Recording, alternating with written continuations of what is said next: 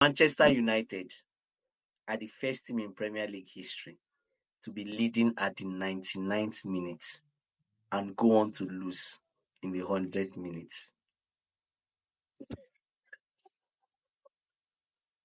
Oh my God, ridiculous, right? Ridiculous. The person that will succeed in this Premier League title, especially, is the person that can trust his squad more.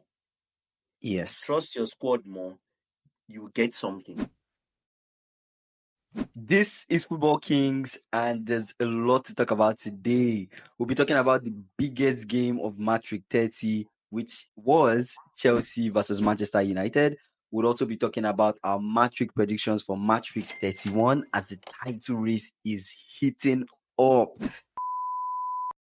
Did you know that Cole Palmer is the second highest goal scorer in the Premier League with 16 goals? What? Yeah, it's with 16 goals behind Erling Haaland. Damn it. I wonder how much it costs.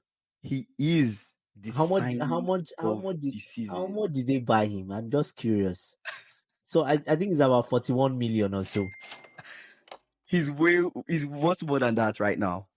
Did you know that Liverpool broke a record in their game against Sheffield United with 83.1 possession, which is the highest possession recorded since possessions have been recorded from 2003. Let me just understand. Is it that Sheffield United were not available for the game, or they had just 17? Were they on the pitch? At least they got one goal. So that counts. Wait, they had 17% possession. They should have marked themselves absent and calling sick. There was no point. There's no point showing up if you will not kick them. It's football they came to play. Did you know that Cole Palmer, right, is the first English player, right, since Frank Lampard to score in both home and away fixtures against Manchester United in the same season? The only other player to do that was not English. That was Joan Mata. But this guy is just ice cold. It's ice cold, bro. Do you know that Manchester United are the first team in Premier League history to be leading at the 99th minute and go on to lose in the 100th minute?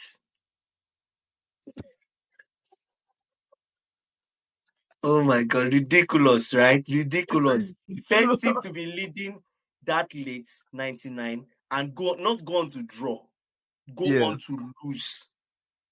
And not just go on to lose. Between the equalizer and the winning goal was just 80-something seconds. Wow.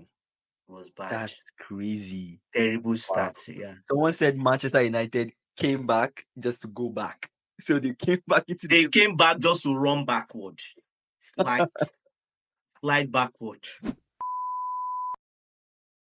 Let's talk about the Chelsea versus Manchester United game. We already pointed out Cole Palmer it's Cole Palmer. He has been awesome this season. He has put Man U in ice. He put Man U in ice. He literally froze them up you know. But he has been so good this season. Like penalties, he's been on point. When it comes to contributing, he's been on point. What more can we say about Cole Palmer? What were some of the big things you enjoyed about watching the game? You know, as a Chelsea fan, what did you take from that game? The game is mixed feeling, right? Yeah. 5 minutes to the end of the game, we can all talk about how terrible Chelsea was. Yeah. Right? And towards the end, and like we're now talking about how terrible. In fact, Man U was more terrible than Chelsea in that the whole of the game. Yeah. But they were fortunate to be ahead because of one man, which we'll go on to, right? One man, one Judas Iscariot in that team, right? First of all, Badiashile should not even be a footballer. He should just retire now. This is the time for him to just hang his book. He's 24. Yeah. But you should think of start doing his undergraduate, start doing his masters, because we don't know. Yes. But you mentioned that Badiashile is an intelligent defender. No, he was intelligent before the injury, but he felt like he just left his thinking cap and his brain somewhere else. The Caicedo pass that led to the goal. We know that Caicedo made mistake, but if you look at it deeply, As a defender, you should anticipate that. Obviously, move back. You move back a bit, so that in case anything happens, even if the guy passes in front of you, you come to the ball. You don't move forward and leave space at the back. Yeah. I know we cannot blame Caicedo, but I still blame Badiashile because it just felt like he was static in that moment. If you look at it, I rewatch it over and over and over, people will say Caicedo made the wrong pass, but look at Badiashile himself. He froze. Yeah. He could have moved back if it was maybe another defender, even Maguire, whatever the defender is. Yeah. You anticipate the worst case scenario is that your player will play it back.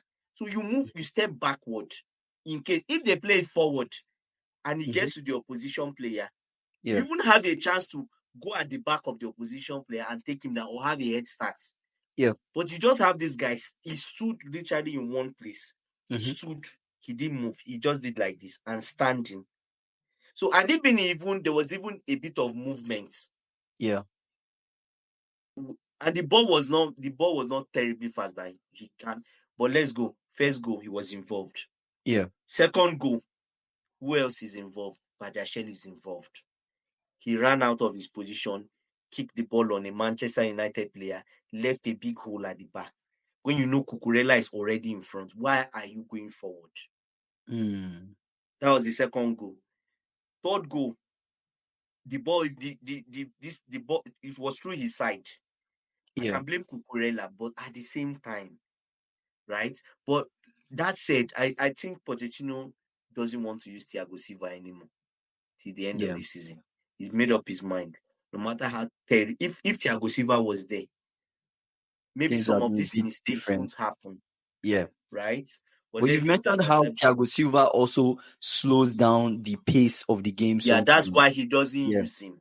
Because he slows down the pace of the game. These younger guys, they're speeding it up and teams cannot anticipate. Right? So, but apart from that, Chelsea and Man U, they are both terrible teams. With terrible managers. Sorry to say. One has a teddy bear as a manager, and the other one has the Grinch as a manager. Right? And they met each other. Yeah. Right? And one thing I found funny about Ten Hag's comment when he said, Man U deserve to win this game. They didn't deserve to win. The only thing they deserved was a point. Because they were scored 2 goals. Yes. Right? They conceded 2 goals easily. Chelsea now even gave them 2 goals from 2 mistakes. Yeah. Do you get what I'm saying? But that's even right. apart from that, you show you how the two teams are. It became a basketball game. Felt like we were watching it. Yeah, it felt like the midfield was open, nothing was happening. Man U decided not to press. But let me now tell you what really gave Chelsea this game. Right? What gave them? Ten Hag was the one that gave Chelsea this game. There was one change he made in the match. That's totally, if not, Man U should have gone away with that point. With at least a point. That change was removing Garnacho for missing mounts. Right? Why was that a terrible change? That was totally wrong. Removing Garnacho for missing mount was total. In fact, I still don't understand the way. It's just like you need to stay in the game, right? And maybe hit Chelsea on the counter. Yeah. And you're removing, maybe Cole Palmer was in Man U, and you remove Cole Palmer. If you remove Cole Palmer, why don't you bring in a defender?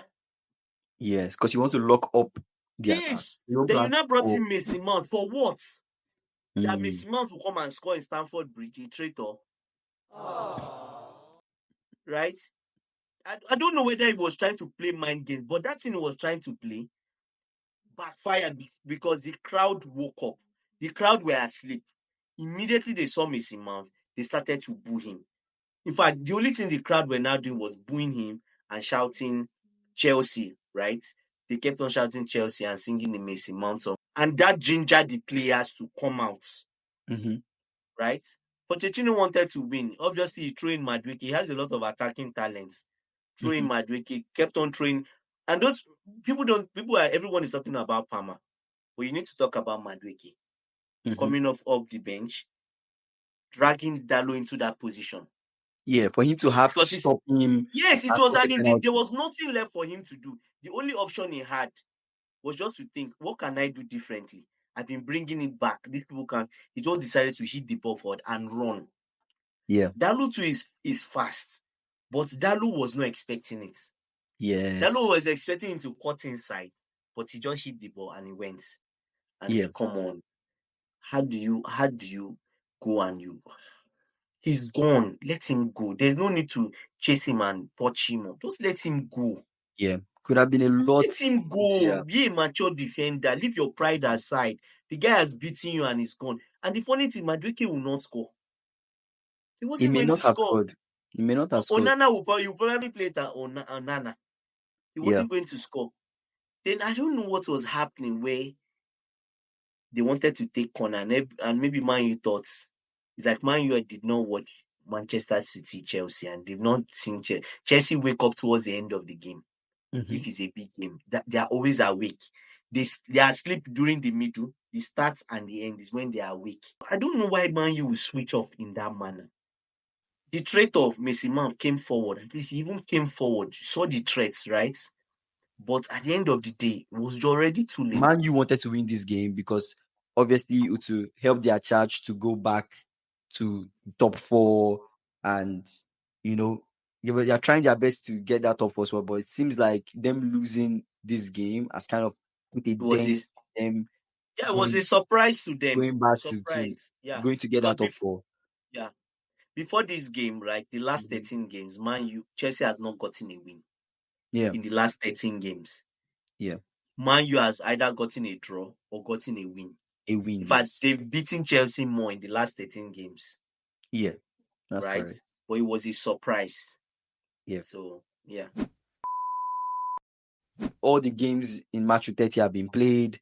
Arsenal won, Manchester City won, Liverpool won. Title race is still heating up. It's still pretty much anybody's, it's still pretty much open for anyone at this point. If Yeah. teams don't step up, getting into the last 8 games of the season, what are you Yeah. expecting to see from these teams that are fighting for this title?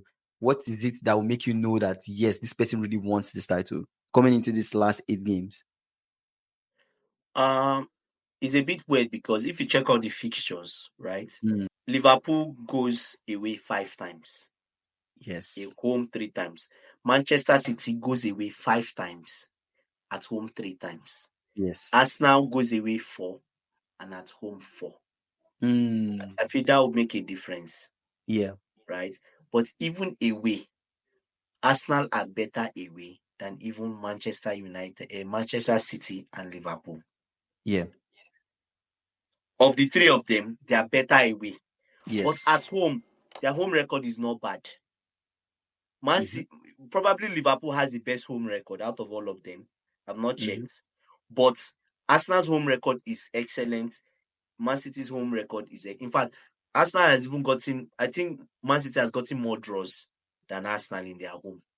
Yeah. Arsenal, they win at home. This They season, win at home. they've been Yeah. good.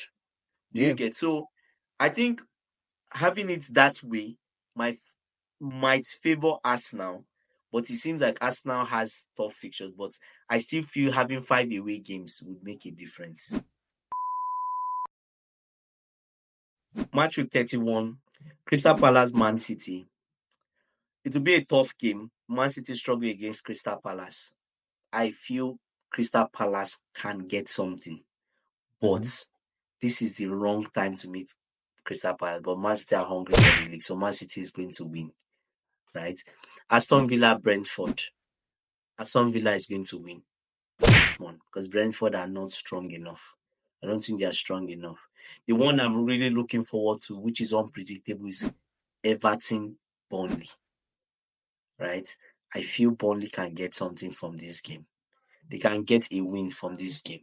This could be one of their maybe their 5th win of the season. They can get a win from this game because it's a battle at the bottom, right? But it's more important for Everton than it is for Burnley. They lose this game, they are dragging themselves into the relegation. Fulham, Newcastle, tough one, but I think Fulham will bounce back from the loss. I'm expecting at least like maybe a 2-1 or even a draw. but I'll go with Fulham winning this one, right? Luton Bournemouth. We saw the reverse fixture, how feisty it was. The question now is, can Luton revenge? We don't know. This is a fixture I'm not sure, but if I'm to bet on this one, I'll bet on maybe a draw, right? West Ham Wolves. I think Wolves will get a winning. A draw. I'm going for a draw in this one. Brighton Arsenal. I'm going for Arsenal in this one because Brighton they are not strong enough. And for Sunday's fixtures, Manchester United, Liverpool. Old Trafford has not been a good hunting ground for Liverpool, but I think they will get at least a point from this match, right? So I'm going for Liverpool win, right? Because they seem more hungry. Sheffield Chelsea, I think Chelsea will win this. It might be a struggle, but they would win with at least maybe 3-1. Forest Tottenham, tough one. I'm thinking Nottingham Forest will get something from this game. I think a draw. Yeah. Manchester United Liverpool will be one of the biggest game of Match Week 31. But yeah, we'll be back with another episode to talk about Match Week 31 and wrap up, conversations. Obviously, talk about the title race as it's heating up. But hey, subscribe, like, and turn on the notifications bell. We'll come back with more videos, and we'll see you guys in the next episode. Thank you guys for watching. Catch you.